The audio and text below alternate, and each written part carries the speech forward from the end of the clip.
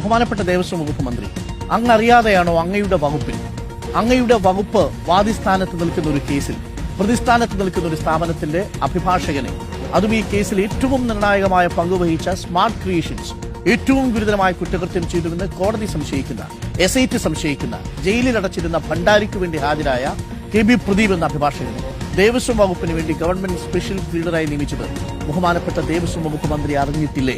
അതല്ല താങ്കൾ കൂടി അറിഞ്ഞുകൊണ്ടാണോ ഈ നീക്കം? അങ്ങനെയാണെങ്കിൽ ശബരിമലയുടെ പേരിൽ നിങ്ങൾ ഒഴുക്കിയ കണ്ണീർ മുതലക്കണ്ണീരായിരുന്നു. ഭക്തജനങ്ങളെ നിങ്ങൾ പറ്റിക്കുകയായിരുന്നു. ഇനി ദേവസ്വം ബോർഡിന് വേണ്ടി ഹാജരാകുന്നത് ഇതുവരെയും സ്വർണ്ണക്കൊള്ള കേസിൽ പ്രതിസ്ഥാനത്ത് നിന്നിരുന്ന ഒരു സ്ഥാപനത്തിന്റെ അഭിഭാഷകനാണ് എന്നുള്ളത് ഒരു കോൺഫ്ലിക്ട് ഓഫ് ഇന്ററസ്റ്റ് അല്ലേ? ഇങ്ങനെ ഇത്രയും ഗുരുതരമായൊരു വീഴ്ച സ്വന്തം വകുപ്പിൽ സംഭവിച്ചിട്ടും എന്തുകൊണ്ടാണ് ദേവസ്വം വകുപ്പ് മന്ത്രി K. മുരളീധരൻ അങ്ങിതറിയാതെ പോയത്? അങ്ങ് തന്നെയല്ലേ ഈ ശബരിമല സ്വർണ്ണക്കൊള്ളയുടെ പേരിൽ പലതവണ ഞങ്ങൾക്ക് ബൈറ്റുകൾ നൽകിയത്, സർക്കാരിനെതിരെ ആഞ്ഞടിച്ചത്? ഒടുവിൽ സ്വന്തം വകുപ്പിൽ ഇപ്പോൾ എത്തുന്ന അഭിഭാഷകൻ പ്രതിസ്ഥാനത്ത് നിൽക്കുന്ന ഈ സ്മാർട്ട് ക്രിയേഷൻസിന് വേണ്ടി ഭണ്ഡാരിക്ക് വേണ്ടി ന്യായീകരിച്ചൊരു അഭിഭാഷകനായത് താങ്കൾ അറിയാതെ പോയതാണ്. അങ്ങനെയാണെങ്കിൽ താങ്കൾ പ്രതികരിക്കണം, അതല്ലെങ്കിൽ നടപടിയുണ്ടാവണം. ഇല്ലെങ്കിൽ ഈ ഭക്തജനങ്ങളുടെ പേരിൽ താങ്കളും താങ്കളുടെ പ്രസ്ഥാനവും നടത്തിയ പ്രതികരണങ്ങൾ യഥാർത്ഥത്തിൽ ആത്മാർത്ഥതയുള്ളതായിരുന്നുവെന്ന് ജനം സംശയിക്കുന്ന സാഹചര്യമുണ്ടാകും.